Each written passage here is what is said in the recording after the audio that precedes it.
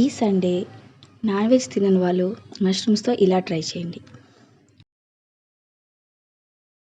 ముందుగా మష్రూమ్స్ తీసుకొని కట్ చేసుకొని నీట్గా కడిగేసుకొని కట్ చేసుకున్న తర్వాత ఆయిల్లో ఇలా దూరగా వేయించేసుకోండి. ఆ తర్వాత దాన్ని తీసుకొని ఒక ప్లేట్లోకి తీసేసుకోండి.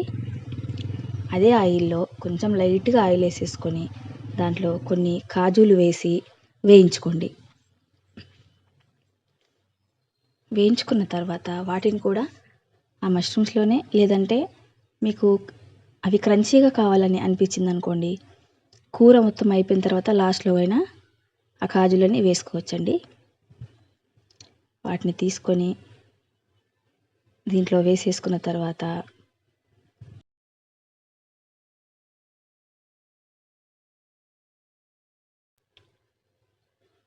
కొంచెం ఆయిల్ వేసుకొని దాంట్లో కొంచెం జీలకర్ర,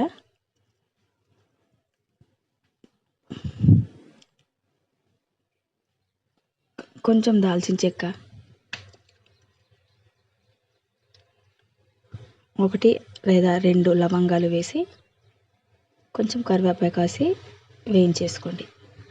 తర్వాత సన్నగా తరిగిన ఉల్లిపాయ వేసుకొని దూరగా వేయించుకోండి. అది వేగిన తర్వాత కొంచెం లైట్గా ఉప్పు వేసుకోండి. తర్వాత ధనియాలు, కొంచెం దాల్చిన చెక్క, లవంగాలు, కొంచెం వెల్లుల్లిపాయ అన్నీ వేసుకొని గ్రైండ్ చేసి పక్కన పెట్టుకున్న తర్వాత టమాటాలు, వెల్లుల్లి, నానబెట్టుకున్న కాజు అయినా కానీ లేదంటే పుట్నాలైనా కానీ వేసి గ్రైండ్ చేసి పెట్టుకోండి. ఆ తర్వాత కొంచెం పెద్దగా కట్ చేసుకున్న ఉల్లిపాయల్ని, పెద్ద మిరపకాయల్ని మనం వేయించుకున్న ఉల్లిపాయల్లో వేసుకోండి. ఇప్పుడు ఇంతకుముందు మనం గ్రైండ్ చేసుకున్న టమాటా, కాజు, అల్లం వెల్లుల్లి పేస్ట్ ఉంది కదండి, దాన్ని ఈ ఉల్లిపాయల్లో వేసేసుకోండి.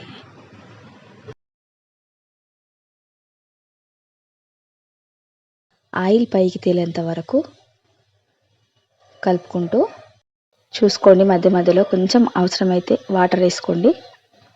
ఇలా వాటర్ వేసి కొంచెం కన్సిస్టెన్సీ అలా వచ్చేంత వరకు చూసుకొని మీడియం మంట పైన ఆయిల్ పైకి తేలేంత వరకు వేసుకున్న తర్వాత దాంట్లో కొంచెం కారం వేసుకొని, మీకు సరిపడినంత కారం వేసుకోండి. కొంచెం కారం ఎక్కువ వేస్తేనే బాగుంటుంది. ఇది రోటీలోకి కానీ లేదంటే వడల్లోకి కానీ బాగుంటుందండి.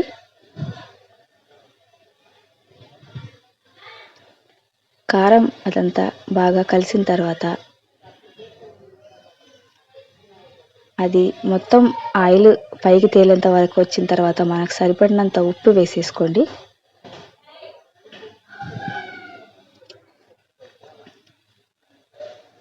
ఉప్పు వేసి ఇలా కలిపేసుకున్నాక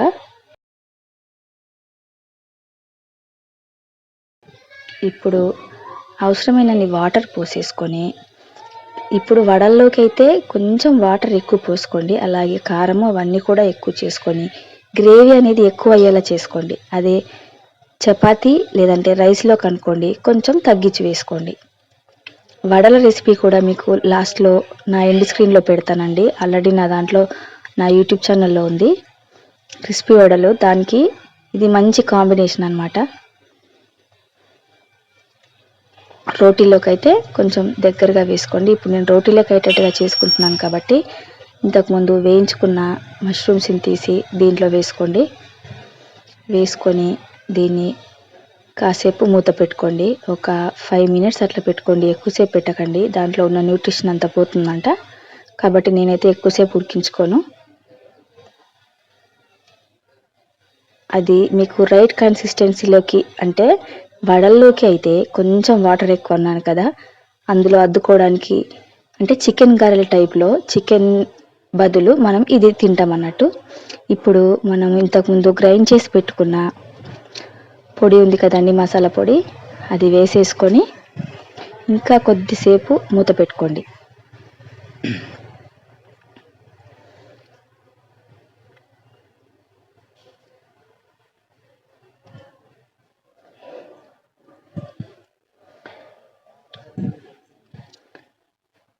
ఓకే అండి, కాసేపు మూత పెట్టుకున్న తర్వాత కలిపేసుకొని అది ఉడికుంటుంది. ఒక 5 మినిట్స్ అంటే బాగానే ఉడికిపోతుంది. తర్వాత దానిపైన మనం కొత్తిమీర వేసేసుకొని సర్వ్ చేసేసుకోవడమేనండి. నేనైతే చపాతీలోకి ఎక్కువ ఇష్టంగా తింటాను. అదే మా ఇంట్లో అందరికీ చికెన్ చేసినప్పుడు ఆల్టర్నేట్గా ఇది నేను తింటాను.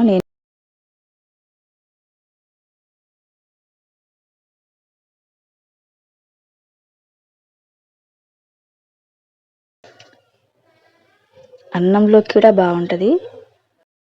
చపాతీలోకి, అన్నంలోకి, వడల్లోకి దేంట్లోకైనా అదిరిపోయే రుచితో ఉండే మష్రూమ్ కర్రీ ఖచ్చితంగా ఈ సండే మీట్ ఇంట్లో ట్రై చేయండి.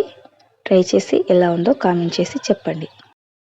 థ్యాంక్స్ ఫర్ వాచింగ్ అండి. Please subscribe to my channel.